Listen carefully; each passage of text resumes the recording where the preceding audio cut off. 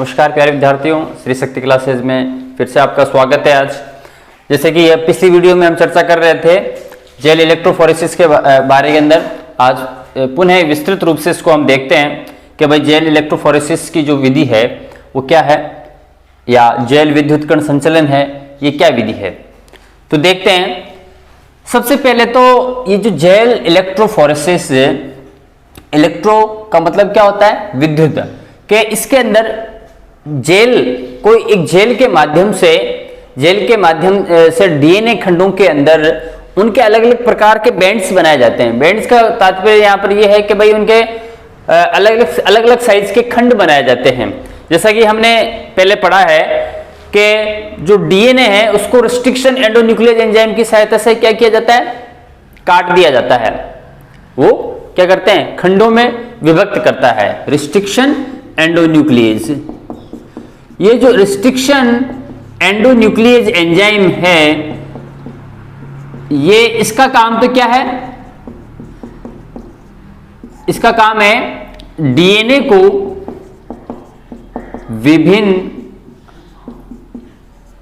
विभिन्न खंडों में विभक्त करना।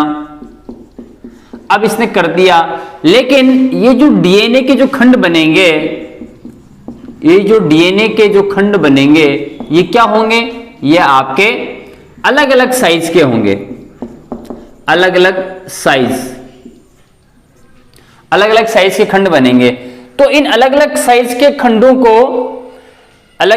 खंडों को जमाने के लिए ये जो आपकी जेल इलेक्ट्रोफोरेसिस की जो विधि है, डीएनए के खंडों को, अलग अलग साइज के खंडों को जमाने के लिए ये विधि काम में ली जाती है। ठीक है, अब ये तो पता चली गया हमें कि भाई ये डीएनए के अलग अलग साइज के खंडों को एक साथ लाने के लिए इस विधि का प्रयोग किया जाता है। इसके अंदर दो प्रकार के जेल का यूज किया जाता है। एक तो आपके होता है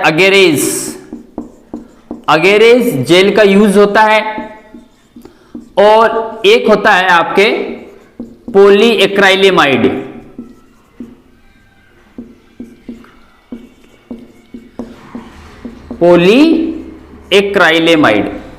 दो प्रकार के जेल का यूज होता है यहां पर। हालांकि अधिकांश जो जेल यूज में आता है वो आपका आता है अगेरेज जेल। ध्यान रखना, इस विधि में जेल इलेक्ट्रोफोरेसिस में जो अधिकांश, हालांकि ये भी आप ले सकते हो, पॉलीएक्राइलेमाइड जेल का भी यूज हो सकता है यहां पर, लेकिन ज्यादातर जो जेल यूज में आता है वो आता है आपके अगेरेज जेल। फिर क्या है कि इन जेलों में क्या होता है, जो जेल्स होते हैं ये दोनों, इनमें छिद्र उपस्थित होते हैं, छिद्र पाए जाते हैं। और ये जो जेल होते हैं, ये इस जेल इलेक्ट्रोफोरेसिस की जो संपूर्ण विधि है, जो क्रिया विधि है जेल इलेक्ट्रोफोरेसिस की, इसके अंदर मीडियम का काम करते हैं। किसका काम करते हैं, ये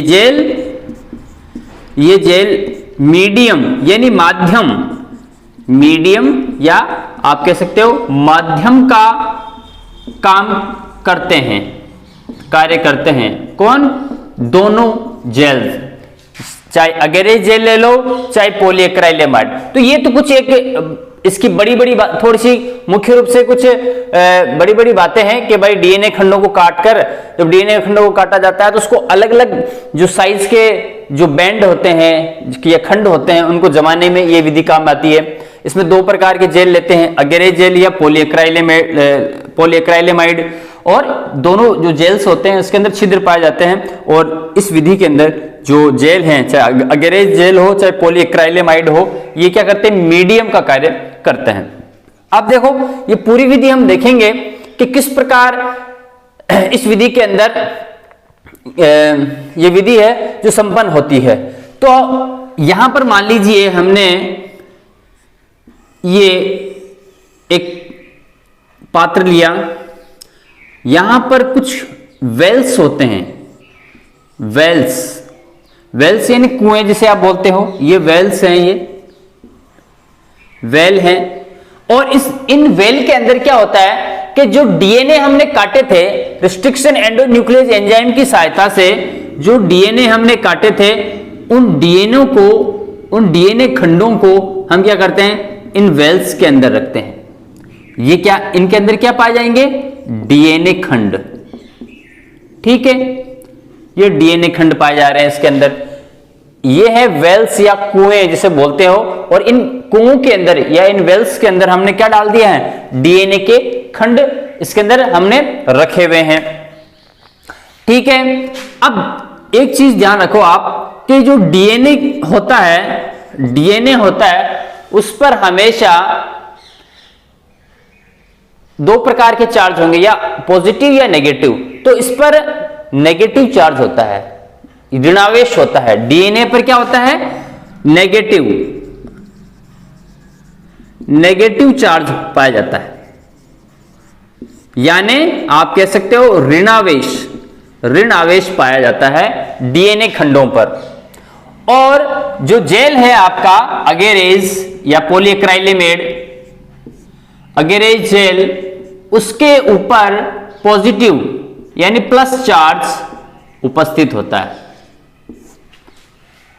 तो डीएनए खंडों पर तो नेगेटिव चार्ज, डीएनए खंडों पर कौन सा चार्ज है, नेगेटिव। और जेल के ऊपर है आपके पॉजिटिव चार्ज। अब क्या होगा, अब देखो यहां पर ये कुएं बने हुए हैं। कुएं का मतलब यहां पर कोई डीएनए खंडों को रखने की जो स्ट्रक्चर है, संरचना है, उसको यहां पर कुएं का नाम दिया गया है इस विधि के अंदर। ठीक, अब यहां पर जो डीएनए खंड रखे हुए हैं, अब हमने क्या किया इसके अंदर, देखो इसके अंदर आ रहा है विद्युत धारा का हमने क्या किया, प्रवाह करवा दिया। विद्युत धारा छोड़ेंगे इसके अंदर, तो विद्युत धारा जब इसके अंदर प्रवाहित की जाएगी तो क्या होगा, तो यहां पर मान लो ये जेल है, ये पूरा इसके अंदर ये क्या है, ये जेल है, ये इसके ऊपर क्या है, अगेरेज जेल है, ये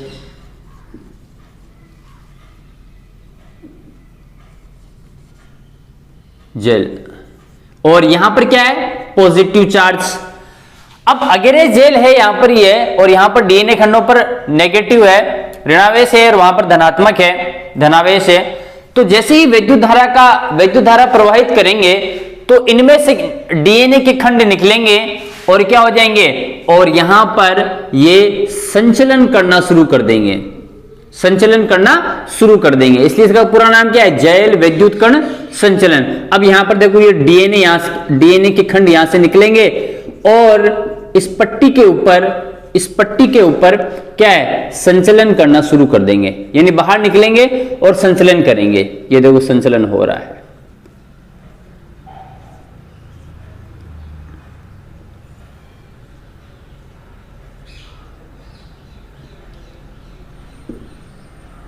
तो ये जो आपके पास में ये आ रहे हैं खंड है, देखो यहां पर ये खंड उपस्थित हो गया, यहां पर ये आ गया, यहां पर ये आ गया, तो इन्हें हम क्या कहते हैं, बैंड्स कहते हैं। इन्हें क्या कहते हैं, हम बैंड्स कहते हैं। तो अब एक चीज देखो यहां पर कि एक ही साइज के जो डीएनए खंड हैं, वो एक जगह आकर क्या हो रहे हैं, जमा हो रहे हैं। अब जैसे ही ये डीएनए खंड है उस पर क्या है, नेगेटिव चार्ज है, अगेरेज जेल पर क्या है, पॉजिटिव चार्ज है। तो जब इसमें विद्युत धारा प्रवाहित करेंगे तो क्या होगा, जो डीएनए के खंड है जिस पर क्या है, नेगेटिव चार्ज है, ऋणावेश है, तो हमेशा जो नेगेटिव चार्ज वो किसकी तरफ जाएगा, आकर्षित होगा ना, पॉजिटिव की तरफ है। पॉजिटिव तो दूर होंगे, तो विपरीत आवेश क्या करेंगे, एक दूसरे को आकर्षित करेंगे। तो नेगेटिव चार्ज है, विद्युत धारा प्रवाहित करेंगे, तो जो डीएनए के खंड हैं, डीएनए के खंड संचलन करेंगे। अब जब संचलन करेंगे तो मान लो जो बड़े खंड हैं वो लंबी दूरी तय नहीं कर पाएंगे, है ना। जैसे एक हमने मान लीजिए कोई भारी चीज को हमने लुढ़काया तो वो कुछ दूरी तक जाकर ही रुक जाएगी। यदि कुछ दूरी तक जाकर ही रुक जाएगी, फिर उतने ही वजन की और उतने ही बल से या दाब से हमने दूसरी कोई चीज फेंकी, वस्तु फेंकी, तो वो भी उसी के पास में जाकर रुक जाएगी। फिर हमने उससे छोटी वस्तु ली, उससे कम वजन वाली वस्तु ली और उतने ही प्रेशर से या उतने दाब से हमने उसको भी फेंका तो वो उससे दूर जाकर गिरेगी, उससे दूर। क्यों? क्योंकि भारी वस्तु है वो पास रहेगी और उससे हल्की वस्तु है वो अधिक दूरी तय करेगी। तो यहां पर भी यही हो रहा है कि इन डीएनए जो वेल्स के अंदर जो डीएनए खंड उपस्थित हैं, इनमें से जो डीएनए निकलेंगे बाहर तो एक समान एक साइज के जो डीएनए है वो एक जगह जमा हो जाएंगे। फिर इधर भी देखो आप, एक साइज के जो डीएनए है वो एक जगह जाकर जमा हो जाएंगे। तो अब यदि आप यहां पर देखोगे तो एक ही साइज के डीएनए आपको दिखाई देंगे, डीएनए के खंड आपको दिखाई देंगे, है ना। ये इसकी साइज और इसकी साइज लगभग समान है, इनकी साइज समान है, इनकी साइज समान है, इनकी साइज क्या है? समान है। तो जितने भी डीएनए खंड यहां पर बन रहे हैं, बैंड्स बन रहे हैं, वो एक ही साइज के बैंड्स बनेंगे, है ना। ऐसा नहीं हो सकता कि यहां पर ये एक बड़ा डीएनए खंड आ गया और बीच में छोटा डीएनए खंड आ गया, फिर उससे थोड़ा सा बड़ा डीएनए खंड आ गया। ऐसा नहीं होगा। समान आकार के समान साइज के डीएनए के जो खंड हैं वो एक जगह आकर जमा हो जाएंगे। फिर एक समान साइज के डीएनए खंड है फिर एक जगह आकर क्या हो जाएंगे? इकट्ठा हो जाएंगे। तो जब एक ही समान साइज के डीएनए के खंड यहां पर बन रहे हैं तो उन खंडों को हम क्या कहते हैं? बैंड्स कहते हैं।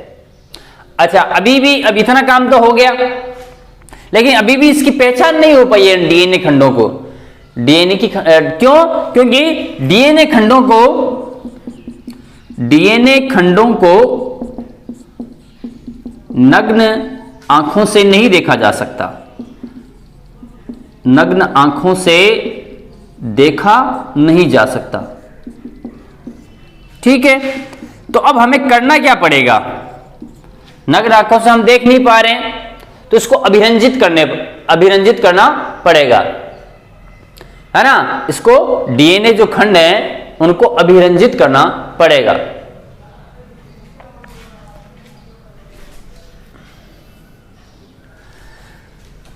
डीएनए खंडों को अभिरंजित किससे? एथिडियम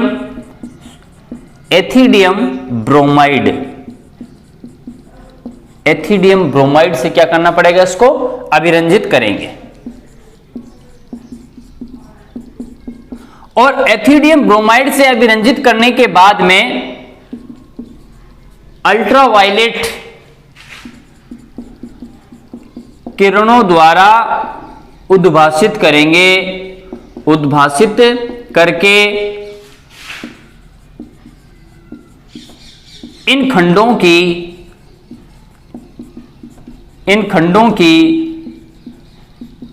पहचान कर लेते हैं। इन खंडों की पहचान कर लेते हैं। तो ये पूरा आपके जेल इलेक्ट्रोफोरेसिस या जेल विद्युत कण संचलन की क्रियाविधि है।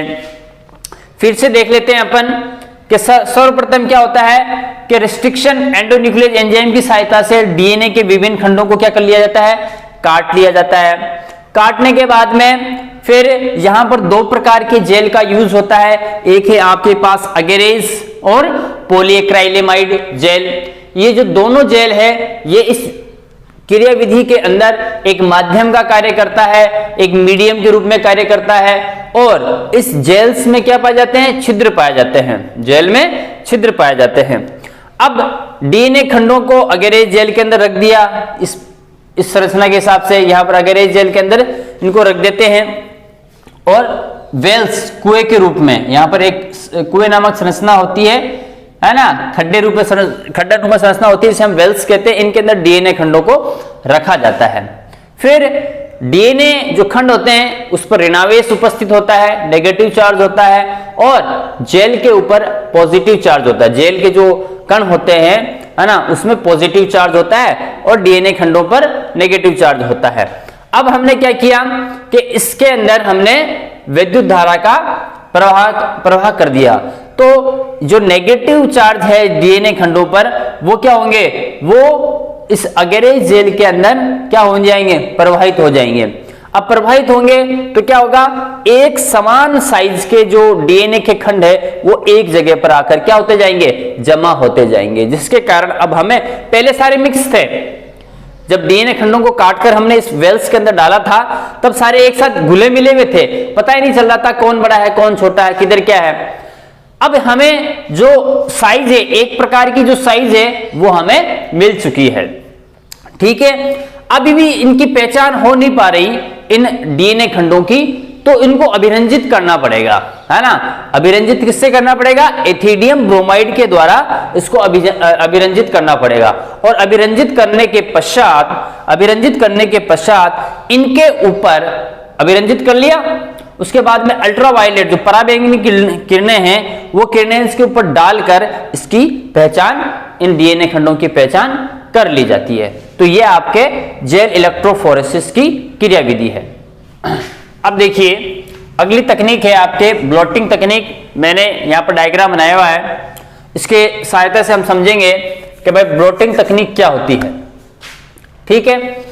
अब ये अच्छा, ये इसकी शुरुआत जहां पर होती है जहां पर जेल इलेक्ट्रोफोरेसिस क्या होता है, खत्म होता है। दोनों एक दूसरे से जुड़े हुए हैं, जेल इलेक्ट्रोफोरेसिस और ब्लोटिंग तकनीक एक दूसरे से काफी क्लोजली जुड़े हुए हैं। जेल इलेक्ट्रोफोरेसिस जहां पर खत्म होती है वहां पर ब्लोटिंग जो टेक्निक है वो स्टार्ट हो जाती है। कैसे, देखिए कि हमने क्या किया, हमने डीएनए खंड ले लिए, बेंड्स बना लिए, अगेरेज जेल युक्त डीएनए खंड प्राप्त किए गए, ठीक है। जो जेल इलेक्ट्रोफोरेसिस की जो पूरी जो क्रियाविधि थी उसमें हमने क्या किया, डीएनए के खंड लिए हमने, है ना।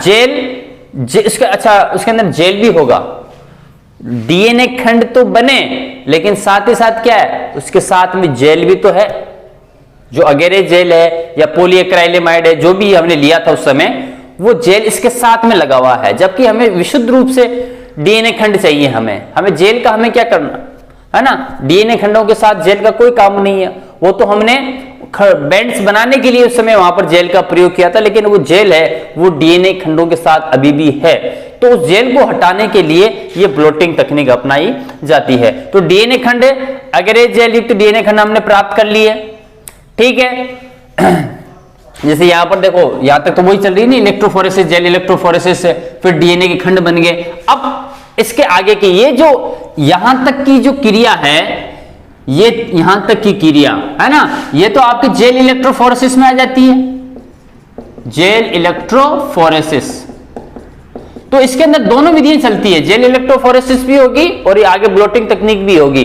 तो ये यहां तक तो हम पढ़ चुके हैं कि भाई पहले डीएनए है, खंडों में उसको काटा हमने, ठीक है, फिर अलग अलग खंड बना लिए, फिर इसका इलेक्ट्रोफोरेसिस किया। इलेक्ट्रोफोरेसिस करने से क्या हो जाएगा, इसके डीएनए खंड बन गए, बैंड्स जो बन गए अलग अलग साइज के। अब उसके बाद की ये कहानी है। तो अगेरेज जेल युक्त डीएनए खंड हमें प्राप्त हो गए थे।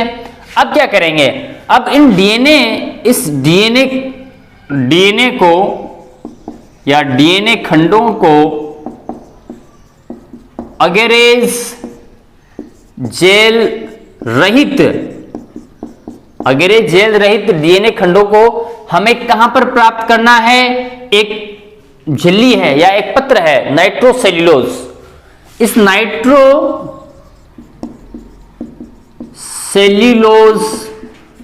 नाइट्रोसेल्यूलोज झिल्ली पर क्या है, स्थानांतरित करना है।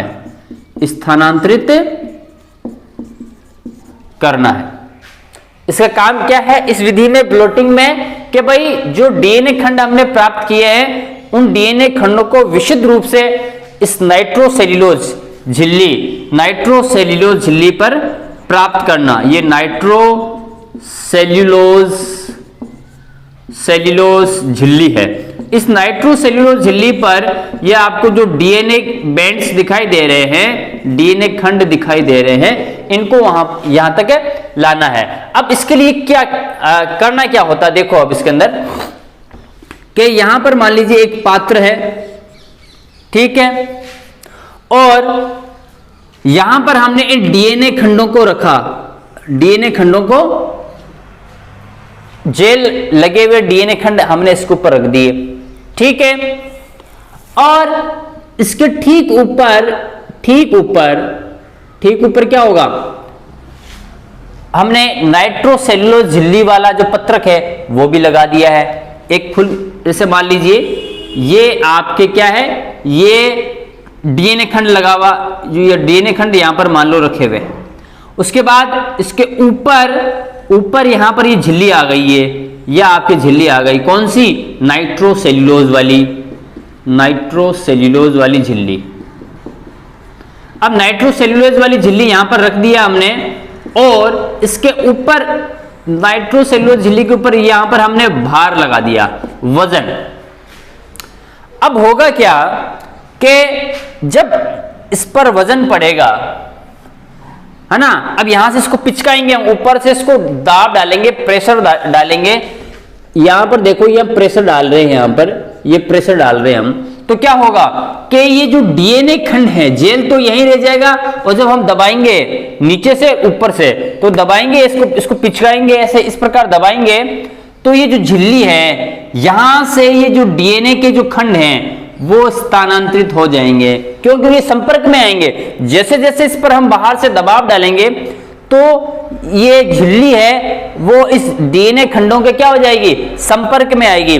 तो ऊपर से भी दबा रहे हैं और कुछ नीचे से भी इसको दबाया जा रहा है, तो दबाएंगे तो ये जो डीएनए के खंड हैं वो स्थानांतरित होंगे, उनमें मूवमेंट हो जाएगी, और वो डीएनए के खंड कहां पर आ जाएंगे, वो डीएनए के खंड आ जाएंगे आपके नाइट्रोसेल्यूलोज झिल्ली पर, ठीक है ना। तो इसे ही ब्लोटिंग तकनीक कहा जाता है, ब्लोटिंग तकनीक कहा जाता है। साथ ही अब क्या करेंगे, जो डीएनए प्रोब्स द्वारा संकरण करवाकर इनकी पहचान कर ली जाती है, इनकी पहचान कर ली जाती है, ठीक है। तो जहां पर जेल इलेक्ट्रोफोरेसिस की क्रियाविधि समाप्त होती है, वहां पर ये क्या होता है, स्टार्ट होता है। इसके अंदर कुछ नहीं करना कि जो जेल इलेक्ट्रोफोरेसिस से जो डीएनए के खंड प्राप्त हुए थे वो जेल युक्त थे, उन डीएनए खंडों को हम एक पात्र पर रखते हैं, ठीक है। उस पात्र के ऊपर जहां पर डीएनए खंड रखे हुए हैं वहां पर हमने क्या लगा दिया, एक नाइट्रोसे, मतलब इसका मुख्य उद्देश्य क्या है, ब्लोटिंग तकनीक का इसका मुख्य उद्देश्य होता है, मुख्य उद्देश्य की यदि हम बात करें इस विधि की, तो डीएनए खंडों को, इसका मुख्य उद्देश्य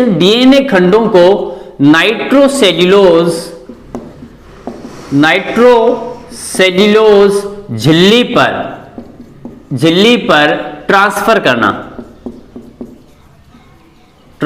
करना, ठीक है। ये इसका मुख्य काम है इस विधि में, कि जो डीएनए खंड आए हैं उनको कहां पर पहुंचा देना, इस नाइट्रोसेल्यूलोज झिल्ली पर पहुंचा देना। तो उसके लिए क्या करना पड़ा हमें कि यहां पर हमने एक मान लीजिए एक स्टैंड लगाया, उसके ऊपर जो स्ट्रिप लगाई, पट्टी लगाई, जहां पर डीएनए खंड, तो जो डीएनए खंडों की जो पट्टी थी, जो जेल युक्त थी, वो लगा दी, और उसके ऊपर हमने क्या रख दिया, वजन रख दिया। तो आपको पता है जब कोई चीज वजनी भारी चीज रख देंगे किसी हल्की चीज पर, तो उसको दबाएंगे वो, तो यहां पर ये वजन डालेगा, इस पर दाब डालेगा, जिसके कारण अब यहां पर जो डीएनए खंड हैं वो डीएनए खंड कहां पर स्थानांतरित हो जाएंगे, नाइट्रोसेल्यूलोज झिल्ली पर स्थानांतरित हो जाएंगे, क्योंकि ऊपर से लगातार दाब पड़ रहा है, झिल्ली पर भी दाब पड़ रहा है। तो झिल्ली पर दाब पड़ा तो झिल्ली उसके पास में जाएगी, नाइट्रोसेल्यूलोज जो पेपर है वो उसके पास में चिपक जाएगा, और डीएनए के खंड हैं फिर वो निकलकर यहां पर पहुंच जाएंगे। तो ये आपके ब्लोटिंग तकनीक है, जो कि जेल इलेक्ट्रोफोरेसिस से ही क्या है, संबंधित है। अब आगे देखिए आप, सर्वप्रथम EM सर्दन, किसने? E.M. सर्दन ने इन डीएनए खंडों को कहां पर? नाइट्रोसेल्यूलोज झिल्ली पर स्थानांतरित किया था।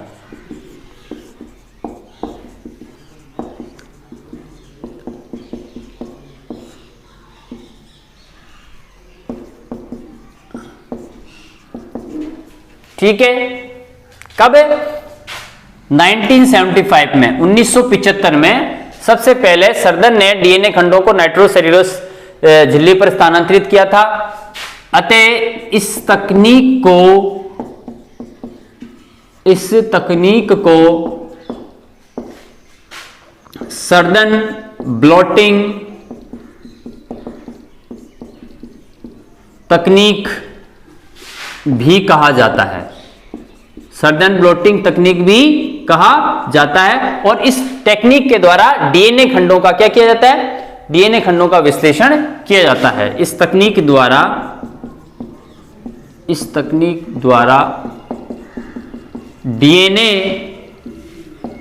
खंडों का विश्लेषण किया जाता है। अब इसी प्रकार, अब यहां पर देखो, E.M. सर्दन ने तो डीएनए खंडों को नाइट्रोसेल्यूलोज झिल्ली पर स्थानांतरित किया था। इसी प्रकार 1979 में ओल्विन व इसके साथियों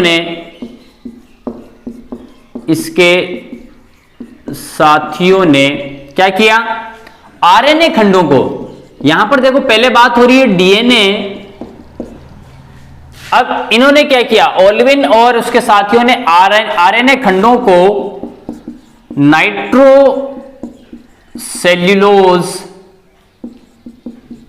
नाइट्रोसेल्यूलोज झिल्ली के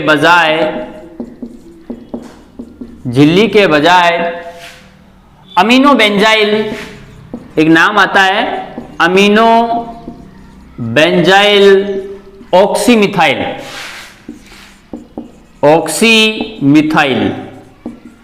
ठीक है, अमीनो बेंजाइल ऑक्सीमिथाइल पर प्राप्त किया। देखो उन्होंने तो, जो सर्दन थे, जिन्होंने 1975 में इस तकनीक का प्रयोग किया था, सर्दन ने तो झिल्ली के रूप में या पेपर के रूप में या पत्र के रूप में, जो भी आप कहो, झिल्ली कह दो, पत्र कह दो, पेपर कह दो, है ना, पत्रक कह दो, तो सर्दन ने तो नाइट्रोसेल्यूलोज झिल्ली का यूज किया था उन डीएनए खंडों को प्राप्त करने के लिए, है ना। जब दाब हमने डाला था तो फिर वो डीएनए खंड उस झिल्ली के ऊपर स्थानांतरित हो गए। तो सर्दन ने तो किसका? नाइट्रोसेल्यूलोज झिल्ली का यूज किया। उसके बाद में 1979 में ओल्विन और उसके साथियों ने कहा कि भाई चलो हम इस बार कुछ नया प्रयोग करते हैं, और उन्होंने नाइट्रोसेल्यूलोज झिल्ली के बजाय एक दूसरी प्रकार का पेपर लिया जिसका नाम था अमीनो बेंजाइल ऑक्सीमिथाइल। नाम ध्यान रखना, अमीनो बेंजाइल ऑक्सीमिथाइल। उस पेपर के ऊपर उन्होंने क्या किया? अच्छा, एक फर्क और था कि सर्दन ने तो डीएनए खंडों का विश्लेषण किया और ओल्विन और उसके साथियों ने आरएनए खंडों का विश्लेषण किया। तो इस प्रकार 1979 में ओल्विन और उसके साथियों ने आरएनए खंडों को कहां प्राप्त किया? नाइट्रोसेल्यूलोज के बजाय अमीनो बेंजाइल ऑक्सीमिथाइल पर प्राप्त किया। इस तकनीक को चूंकि ये सर्दन नाम था तो इसको नॉर्दर्न ब्लॉटिंग तकनीक भी कहा जाता है। और इसके द्वारा क्या किया जा रहा है? सर्दन ब्लॉटिंग तकनीक में डीएनए खंडों का विश्लेषण होता है, और इसके द्वारा, इस तकनीक द्वारा किसका? आरएनए खंडों का विश्लेषण किया जाता है।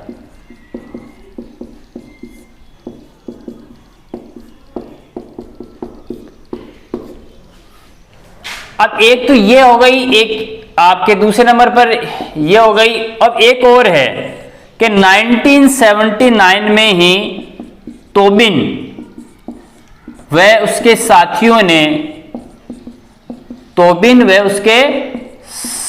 ने क्या किया, प्रोटीन, है ना, प्रोटीन खंडों को एक पत्रक है सोडियम डोडिसाइल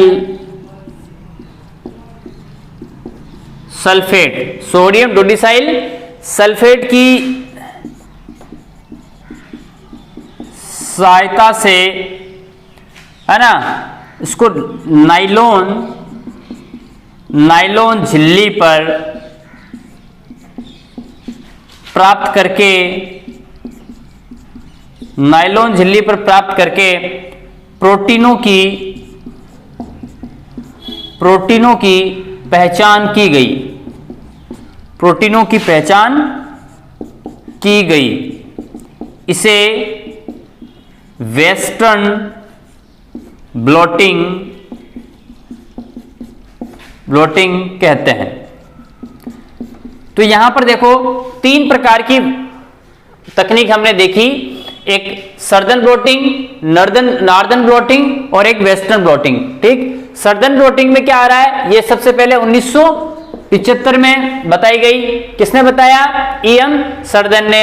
इसके अंदर किसका विश्लेषण किया जाता है, इसके अंदर डीएनए खंडों का विश्लेषण किया जाता है। डीएनए खंडों को कहां पर स्थानांतरित करना होता है, डीएनए खंडों को नाइट्रोसेल्यूलोज झिल्ली पर स्थानांतरित करना होता है ना, और इसे कहते क्या है, सदर्न ब्लोटिंग कहते हैं।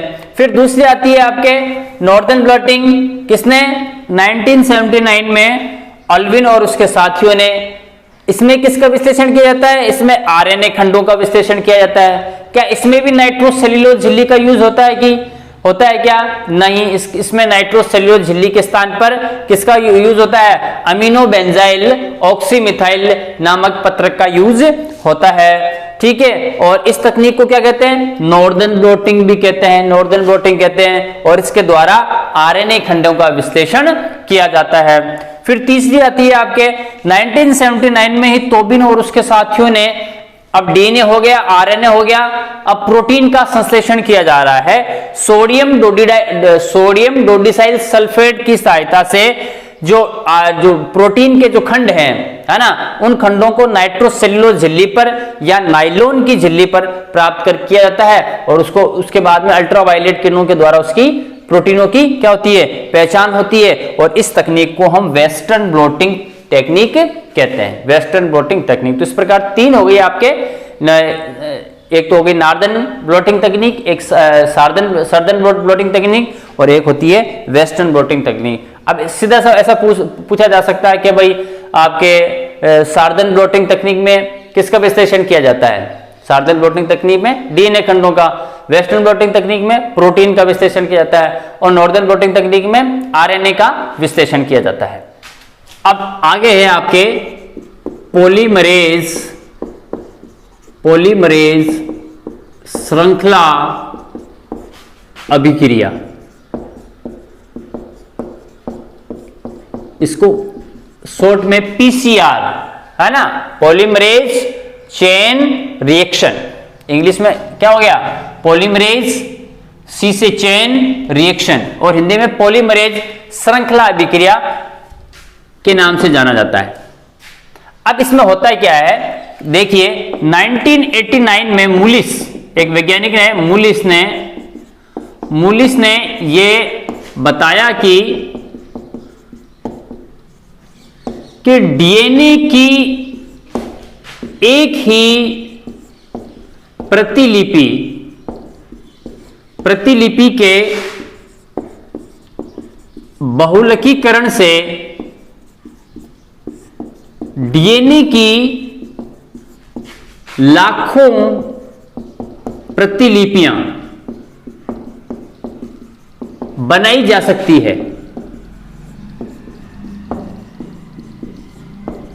कहने का मतलब क्या है कि एक डीएनए की कोई एक कॉपी लो और उससे लाखों कॉपियां बना दो। जिस प्रकार हम फोटोकॉपी होती है, एक मेन जो कॉपी होती है उसकी हम जितनी चाहे उसकी फोटोकॉपी निकाल सकते हैं, है ना। जितनी मर्जी है हमें जितनी आवश्यकता होती है, जितनी मर्जी है हम फोटोकॉपी निकाल सकते हैं। तो मुलिस ने भी यही किया, है ना। डीएनए की एक प्रति से उन्होंने लाखों प्रतियां बनाने का काम किया। इसीलिए इसका नाम क्या है? पॉलीमरेज श्रृंखला अभिक्रिया। अब इसको श्रृंखला अभिक्रिया क्यों कहा गया, अभी आगे आएगा। तो बहुलीकरण से डीएनए की लाखों प्रतियां बनाई जा सकती है, ठीक है। इस क्रिया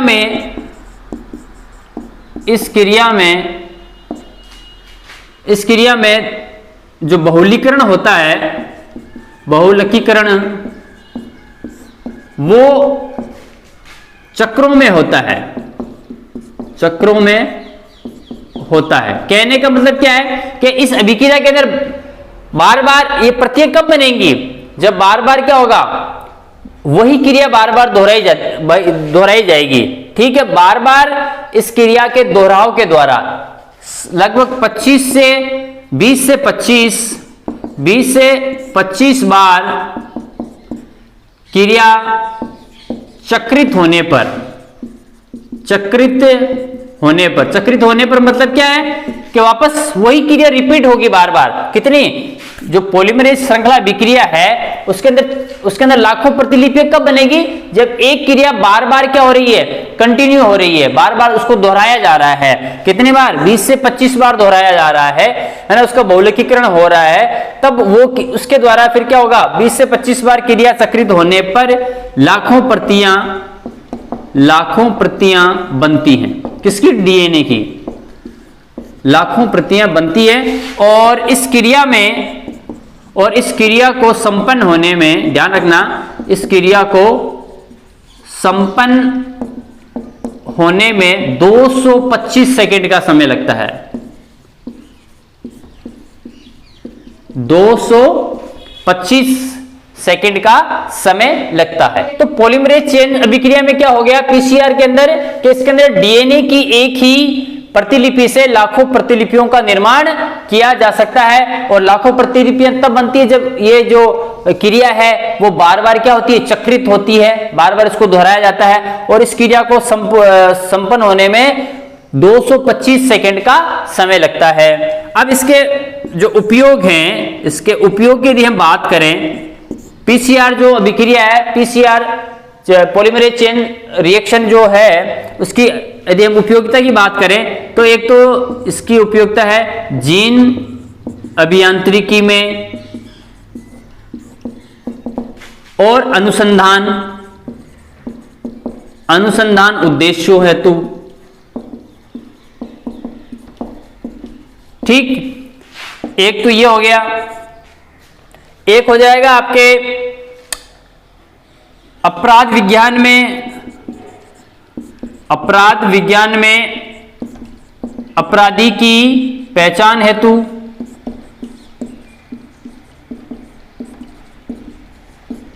ठीक है। और एक है आपके जो आनुवांशिक रोग हैं, आनुवांशिक रोग कौन से, जैसे हीमोफीलिया और आपके आ गया सिकल सेल एनीमिया। इन रोगों की पहचान करने में भी ये जो पीसीआर है, और इसके अलावा जीन थेरेपी में, ठीक है, जीन थेरेपी में पीसीआर पॉलीमरेज चेन श्रृंखला का यूज किया जाता है। तो इस अभिक्रिया के अंदर, और इसको बताया किसने था, 1989 में मुलिस ने बताया कि डीएनए की एक ही प्रति से, एक ही कॉपी से लाखों प्रतियां बनाई जा सकती है। और ये क्रिया संपन्न कब होगी, जब ये क्रिया बार बार उसका दोहराव किया जाएगा। लगभग कितनी बार, एक ही क्रिया को 20 से 25 बार जब दोहराया जाएगा तो डीएनए की एक प्रति से लाखों प्रतियां बन जाएगी, ठीक है। और इसमें पूरा इसको संपन्न होने में 225 सेकंड का समय लगता है, कुछ ज्यादा समय भी नहीं लगता। और यदि हम इसके उद्देश्यों की बात करें, इसके उपयोग की बात करें पीसीआर की, तो ये जीन अभियांत्रिकी में और अनुसंधान में ये इसका यूज होता है। अपराध विज्ञान में जो अपराधी की जो पहचान की जाती है उसके अंदर पीसीआर का यूज किया जाता है। और जो आनुवंशिक रोग होते हैं जैसे हीमोफीलिया है, सिकल सेल एनीमिया है, इसकी पहचान करने के लिए, इसकी रोकथाम के लिए भी पीसीआर का यूज किया जाता है। आगे आपकी है DNA finger printing. DNA finger printing, देखिए हर व्यक्ति की जो डीएनए, हर व्यक्ति का जो डीएनए है वो विशिष्ट होता है। हर व्यक्ति का जो डीएनए है वो क्या होता है, अपने आप में एक विशिष्ट होता है। जैसे एक आदमी का डीएनए, फिर वो इतनी जनसंख्या है, वो उसका डीएनए किसी से मैच नहीं होगा। हूबहू डीएनए उसका किसी से भी मैच नहीं होगा। तो ये डीएनए फिंगरप्रिंटिंग है। तो इसकी जो खोज का जो श्रेय है, इसकी खोज एलेक जेफरीज ने की थी। किसने की थी? एलेक जेफरीज ने इसकी खोज की थी। अब क्या होता है कि डीएनए के अंदर आपको पता है नाइट्रोजन क्षारक होते हैं, नाइट्रोजन क्षारक उपस्थित होते हैं उपस्थित, नाइट्रोजन क्षारक उपस्थित होते हैं। और इन नाइट्रोजन क्षारकों का जो क्रम है वो क्या होता है, नाइट्रोजन क्षारकों का क्रम क्या होता है, निश्चित होता है। हर एक डीएनए का जो नाइट्रोजन, अच्छा अब मैं अभी हमने कहा ना कि यूनिक होता है, हर डीएनए अपने आप में क्या है, यूनिक है। हर व्यक्ति का डीएनए अपने आप में क्या है, यूनिक है। क्यों? क्योंकि उनके अंदर जो नाइट्रोजन क्षारक होते हैं वो फिक्स होते हैं, उनका क्रम है वो फिक्स होता है। इसीलिए नाइट्रोजन क्षारकों के क्रम के अनुसार ही, क्रम के जो नाइट्रोजन क्षारकों का क्रम है वो ही क्या करता है, इस डीएनए को यूनिक बनाता है, सबसे अलग बनाता है। आप शरीर के किसी भी भाग से, किसी भी अंग से डीएनए लोगे, है ना, तो उसकी जो छाप है, डीएनए की जो छाप है, या आप कह सकते हो जो नाइट्रोजन क्षारकों का जो क्रम है, नाइट्रोजन क्षारकों का जो क्रम है वो क्या होगा, एक ही होगा, एक ही होगा। ऐसा नहीं होगा कि बाल का जो डीएनए है उसमें नाइट्रोजन क्षारकों का क्रम अलग है और त्वचा में से लिया, रक्त में से लिया, है ना, कहीं से भी हम शरीर के किसी भी हिस्से से यदि हम डीएनए निकालें, किसी भी अंग से यदि हम डीएनए निकालेंगे, तो जितने भी नाइट्रोजन क्षारकों का जो क्रम है वो सब में आपको क्या मिलेगा, सेम मिलेगा, एक जैसा ही होगा। तो ये डीएनए फिंगरप्रिंटिंग की विशेषता होती है। फिर इसके बाद इसमें होता है क्या, सबसे पहले देखो, ये तो इससे पहले की जो इसकी भूमिका वो मैंने बताई आपको। अब इसमें होता है क्या है कि सबसे पहले वही कि डीएनए को इसको यूज कैसे करते हैं, किसी का डीएनए है वो कैसे पता लगाया जाता है। तो सबसे पहले क्या होता है, डीएनए को आपको रिस्ट्रिक्शन एंडोन्यूक्लियेज एंजाइम की सहायता से काट लिया हमने। डीएनए को रिस्ट्रिक्शन एंडोन्यूक्लियेज एंजाइम की सहायता से काटा। काटने के बाद हमने क्या किया था, डीएनए खंडों का gel electrophoresis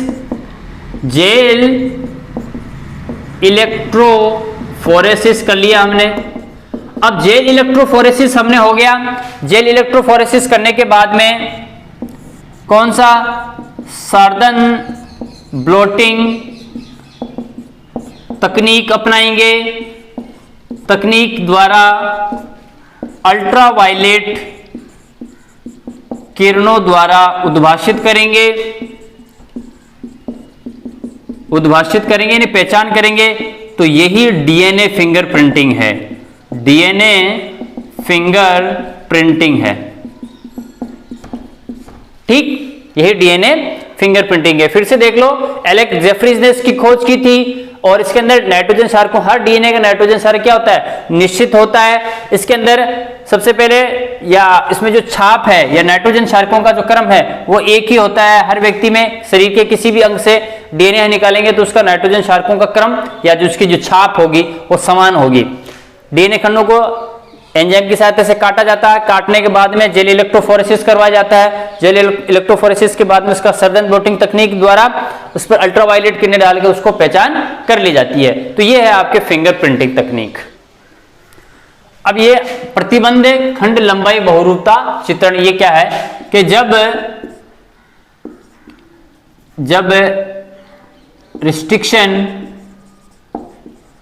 restriction endo nuclease